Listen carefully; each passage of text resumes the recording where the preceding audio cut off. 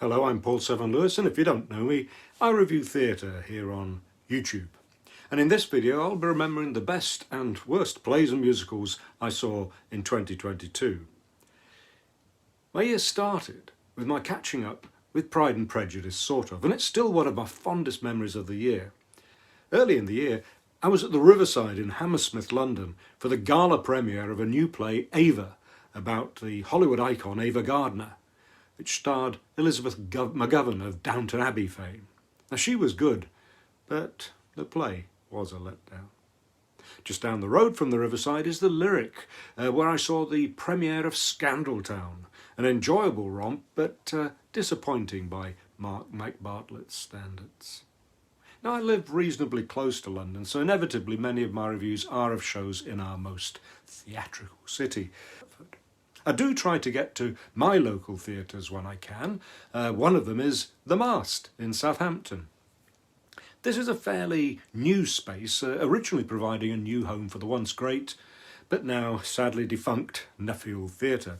It's a flexible space, now run by the nearby large-scale receiving theatre, the Mayflower.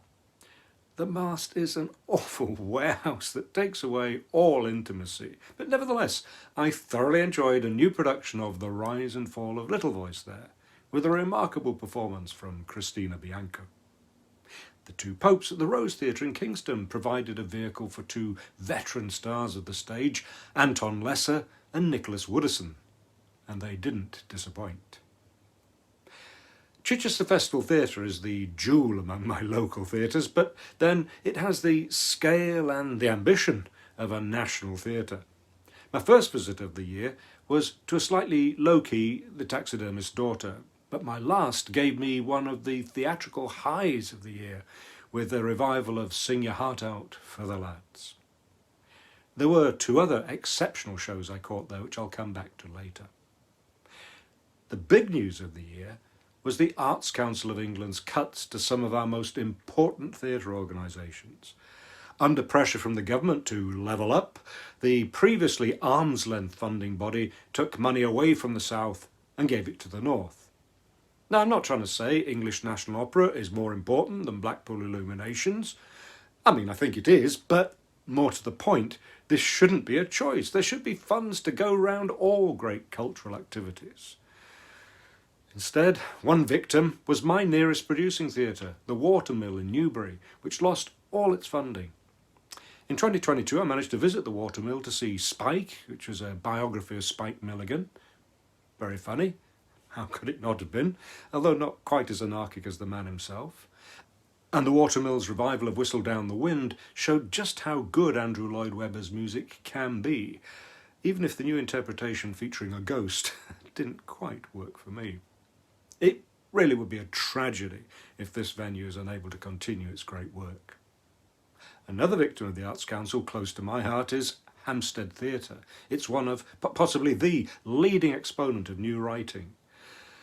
And along with the struggle to survive that all local theatres seem to be experiencing, it's hard to see a greater threat to the future of theatre than Hampstead no longer supporting new writing.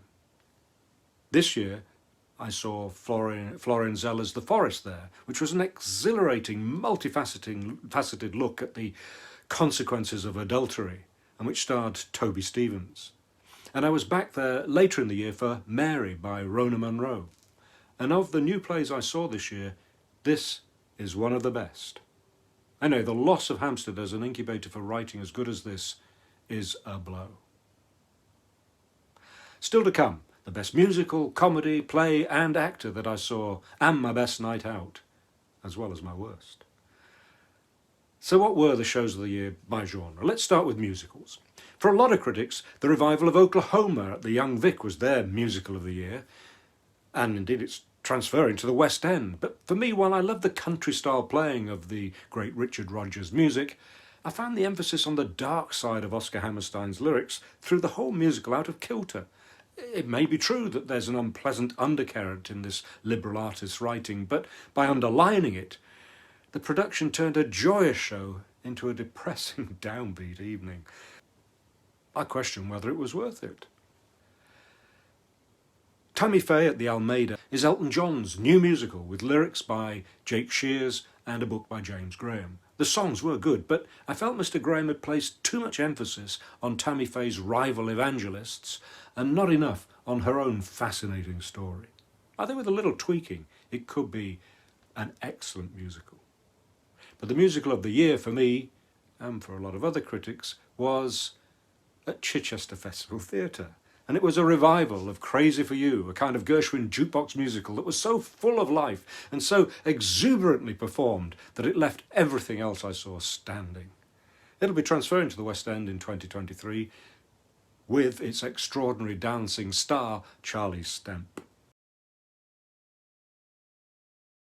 Two productions in categories of their own deserve a mention. The new immersive production from Punch Drunk launched their new permanent home at Greenwich. The Burnt City was an extraordinary experience, but it left me uninvolved. Walking with Ghosts was a one-man show with Gabriel Byrne in which he described his upbringing in Ireland and some of his time as a professional actor. He was funny, moving, and, as befits a top-class actor, captivating. Still to come, my favourite comedy, my favourite serious play, and the best performances I saw. For comedies, my benchmarks are always Noises Off, which gets another major production in 2023, and the Old Vic production of Present Laughter with Andrew Scott. Now, nothing quite reached those heights for me in 2022, but Jack Absolute Flies Again at the National Theatre was certainly good fun, with comedy gold from Caroline Quentin. And Marvellous, the story of Neil Baldwin, was joyous, even if it did lean too much towards panto. And it introduced me to London's newest theatre, at Soho Place, a superb in-the-round space with a fabulous restaurant called Stars attached. A candidate for the best comedy is Virginia Woolf's Orlando. Neil Bartlett's adaptation may lack the depth of the original and may not have many laugh-out-loud moments, but this story of a gender-fluid aristocrat who travels across the centuries, tracing the gradual liberation of women and exploring the freedom to pursue whatever they desire, was uplifting.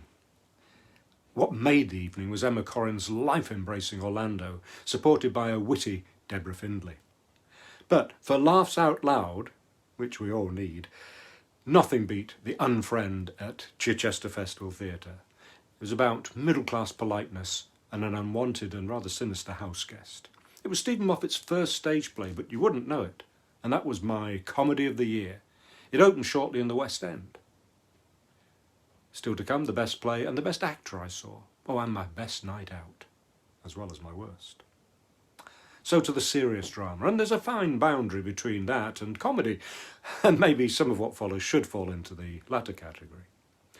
A revival of Mike Bartlett's Cock with Taron Egerton and Jonathan Bailey gave me my most viewed video ever, with over 77,000 views. Well, that was thanks to the new season of Bridgerton, which launched at the same time, with Jonathan Bailey taking the lead. Now, it's not a great play, but it's certainly a good one, and well performed. It also reignited the debate about ticket prices, with the best seats soaring briefly to £450, before settling back to a still eye-watering £150. Anthony McCartan's The Collaboration at the Young Vic was a fascinating story about the cooperation and rivalry of two great artists from different generations. The National Theatre revived two classics, The Corn is Green by Emlyn Williams and Arthur Miller's The Crucible. The latter has better stood the test of time, but Dominic Cook's production of The Corn is Green, placing the author on stage, as well as a male-voiced choir, gave freshness to this story of bringing education to the children of a Welsh mining town. And, of course, there was a powerful performance by Nicola Walker, certainly a candidate for the best acting performance of the year. The Crucible, on the other hand, seemed bang up to date with its story of intolerance, exploitation and mass hysteria. Erin Doherty and Brendan Cowell both impressed. For many, the West End run of The Doctor with Juliet Stevenson was one of the productions of the year, but I haven't included it because I saw this a couple of years ago when it premiered at the Almeida. The same applies to Best of Enemies, which deservedly was a big hit in the West End this year, but I saw it last year when it premiered at the Young Vic. Definitely the best new play of 2021. One of my favourite theatres is The Bridge. I only managed one visit this year, and that was to see Ralph Fiennes in Straight Line Crazy, a new play by David Hare. Mr. Fiennes was extraordinary as the city planner who sliced through bureaucracy and housing to build roads in New York. The play's fault seemed to me to be a lack of development in the main character. But then again, I could happily listen to Ralph Fiennes reading Facebook's terms and conditions. The Bridge also hosted The Southbury Child by Stephen Beresford and starring Alex Jennings, following its opening at Chichester Festival Theatre, where I saw it. You know, every so often a show stays in your mind and grows in importance. Now, I gave this play about a flawed vicar standing on his principles 4 stars at the time, but now I wish I'd given it 5. So, a great year for Chichester. Now, their artistic director Daniel Evans is leaving the theatre and heading for the Royal Shakespeare Company. Lucky them, and he leaves Chichester at the top of the league. I did give 5 stars to Mary at the Hampstead Theatre with Douglas Henshall starring. This story of politicians surrounding, exploiting and betraying the Queen of Scots was riveting, and it was my new play of the year.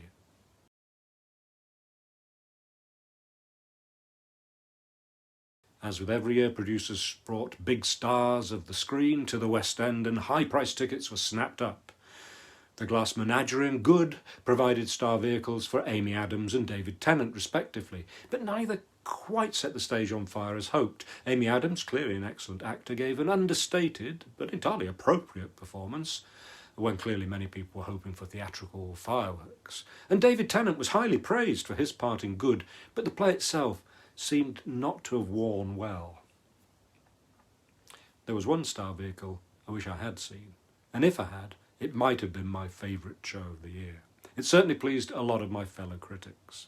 But I can only see so many plays, given that not every producer gives me free tickets, and I don't actually live in London. So I decided against dipping into my savings to see Jodie Comer in Prima Facie. I mean, I knew she was a good screen actor, but I thought to myself, how good could someone be in a one-person show when they'd never acted on a professional stage before? Well, the many 5-star reviews for her suggest I got that wrong. I can't say if she gave the best acting performance of the year, but I will say she would have to have been exceptionally good to beat Emma Corrin's stage-dominating turn as Orlando. Before I tell you which was the best show I saw this year, let me tell you which was the worst. That would have to be The Sex Party. I was excited that one of my favourite theatres, the Menier Chocolate Factory, was reopening, which only added to my disappointment. And I'd seen Terry Johnson's last play, Prism, at Hampstead and loved it. Sadly, this mess of a play just couldn't decide how best to make fun of London's white liberal middle class struggling to enjoy an orgy. And so to my best night out in a theatre in 2022. For years I'd been hoping for a revival of Jerusalem with Mark Rylance. Finally it arrived, and I'm delighted to say it exceeded my expectations. It confirmed for me its reputation as the best British play of this century, and of Mark Rylance as our finest stage actor.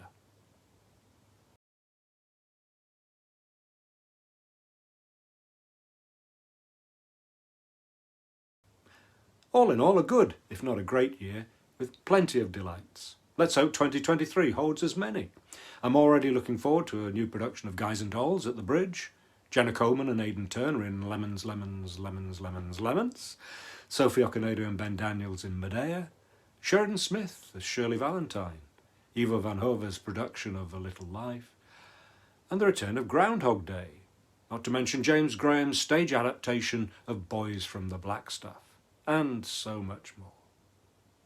Happy theatre going. And if you want to keep up with my reviews, why not subscribe to my YouTube channel, Theatre.Reviews with Paul 7. Thank you for watching.